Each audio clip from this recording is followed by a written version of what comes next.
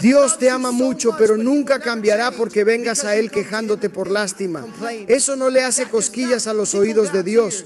Eso no es un aroma de olor dulce ante su trono. En realidad es un asco apestoso ante Dios. El musulmán trae el Corán y yo traigo la Biblia.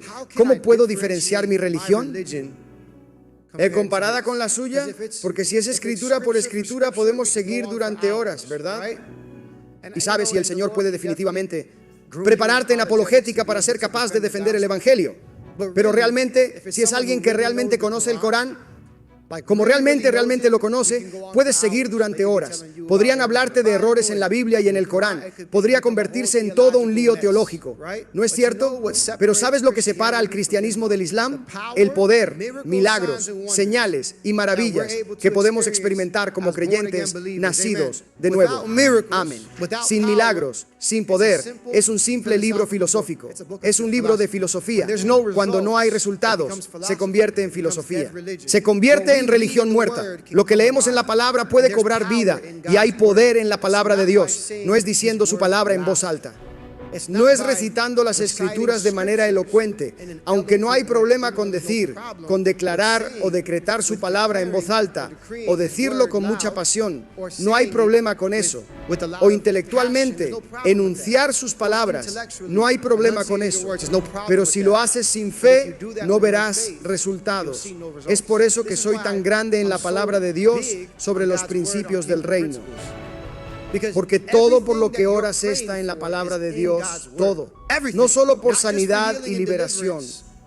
Todo lo que Dios ha prometido en su palabra puede ser activado por tu fe. Cada verso en la Biblia es una semilla. Aleluya. Aleluya. Es una semilla. ¿Y qué hacen las semillas cuando se plantan? Crecen. Y para que una semilla crezca y se convierta en un árbol, ¿qué más tiene que pasar? Tiene que ser regada. Pero ¿quién da el crecimiento? Dios. Así que es nuestro trabajo plantar y regar. Aleluya. Y no es solo en el campo de la evangelización, es con todo, con el avance financiero, con la esposa o esposo por el que estás orando. Comencemos. Aquel mismo día Jesús salió de su casa y se sentó junto al mar, y se juntaron a él grandes multitudes, de modo que subió a una barca y se sentó, y toda la multitud se quedó en la orilla. ¿Por qué seguían las multitudes a Jesús? Por una palabra: milagros. No seguían a Jesús porque todos creían que era el Mesías. Alimentó a miles de personas, pero solo 12 le siguieron. Venían a Jesús porque curaba a los enfermos, porque echaba fuera demonios, porque se movía en un poder milagroso en el que ninguno de los fariseos, saduceos, escribas o religiosos podía moverse. Eso es lo que los separaba de la gente religiosa. Amén. Y les hablaba muchas cosas en parábolas, diciendo: he aquí. Imagínense, Jesús había tanta gente acercándose a él que tuvo que ir a una barca, tuvo que aislarse en una barca para alejarse de la gente. Y a sus discípulos les dijo: he aquí un sembrador que salió a sembrar. Y mientras sembraba, algunas semillas cayeron al borde del camino y vinieron los pájaros y las devoraron. Así que la semilla no cayó en ningún tipo de suelo, cayó al borde del camino. No fue plantada correctamente. Y los pájaros, también conocidos como demonios, el enemigo, vinieron y se la comieron rápidamente. Algunos cayeron en lugares pedregosos donde no tenían mucha tierra e inmediatamente brotaron porque no tenían profundidad de tierra. Así que algunos cayeron sobre piedra, suelo pedregoso, donde apenas había suelo, tierra, crecieron un poco, pero luego no pudieron crecer del todo como se suponía que debía crecer el árbol, debido a las piedras. Pero cuando salía el sol se chamuscaban y como no tenían raíz, se marchitaban. ¿Cuántos de ustedes han visto una planta como esa en el suelo? Por un montón de piedras y al final se va porque no tiene raíz. Y algunos cayeron entre espinos y los espinos brotaron y los ahogaron. Así que estos son 3 escenarios diferentes donde el fruto no se podía llevar. Verso 8. Pero otros cayeron en buena tierra. Todos dicen buena tierra. Eso es fe. Y dieron fruto, unos a 100, otros a 60 y otros a 30. El que tenga oídos para oír, que oiga. Pero todos tenían oídos. Todos tenían oídos. Todos tenían 2 orejas. Eran humanos, ¿verdad? Entonces, ¿qué está diciendo Jesús cuando dice el que tenga oído, que oiga? No está hablando de sus oídos físicos, está hablando del espiritual. Si puedes atrapar esta revelación, esta palabra, esta semilla en tu corazón y no cae al borde del camino o en tierra pedregosa o por las espinas, tú podrás oír y dar fruto. Amén. Hay tantas veces que predico una palabra y sé que tal vez el 20% de la congregación realmente atrapó la semilla en buena tierra porque veo cambio. Veo transformación. Son los problemas repetidos y los patrones y ciclos los que me muestran que la gente no está creyendo en la palabra de Dios. Mira, tus problemas no son una señal de que Dios no te ama o no quiere trabajar en tu vida. En realidad es una señal de que no crees en la palabra de Dios. Tenemos que dejar de decir: necesito orar porque estoy pasando por todas estas cosas. Cada vez que alguien te pregunta qué está pasando, si alguien te pregunta qué está pasando, tú deberías estar diciendo: me siento asombroso, Dios es grandioso, pero estoy orando por este avance en mi vida. Si puedes, únete a mí, viene pronto. ¿Ves la diferencia? Pero cuando siempre hay un problema, siempre estoy pasando por eso, no sé qué hacer, significa que no crees en su palabra. Y Dios está permitiendo que ustedes pasen por eso porque no abren su Biblia y la leen. Y algunos de ustedes la leen pero no la creen. ¿Por qué? Cuando es la respuesta a todo. La duda matará todo. La doble mente nunca satisfará a Dios y Dios nunca cambiará por tu piedad. Dios te ama tanto, pero nunca cambiará porque vengas a Él con lástima, quejándote. Eso no le hace cosquillas a los oídos de Dios. Eso no es un aroma dulce ante su trono. En realidad es un asco apestoso ante Dios. No importa cuánto usted, Dios, por favor, no. Él no va a responder a la oración de una persona lamentable, de una persona temerosa, de una persona rechazada. No, Él quiere que te apoyes en su palabra. Ven ante su trono de gracia con valentía, decláralo con fe para que pueda empezar a obrar, porque su palabra nunca volverá a Él vacía.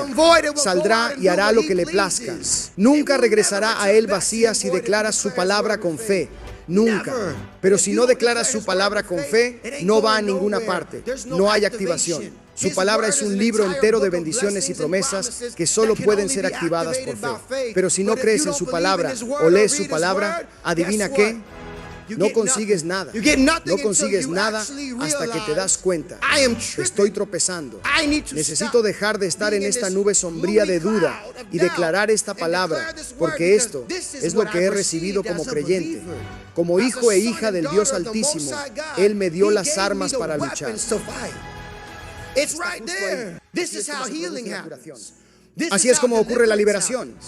Cuando alguien viene a este altar y es sanado en un servicio, y luego vuelve una semana más tarde y necesita la misma curación de nuevo, ¿sabes lo que pasó? Ni siquiera creyeron en su propia sanidad. Si alguien viene al altar necesitando liberación, es liberado de demonios y regresa un mes después diciendo: creo que tengo los mismos demonios otra vez.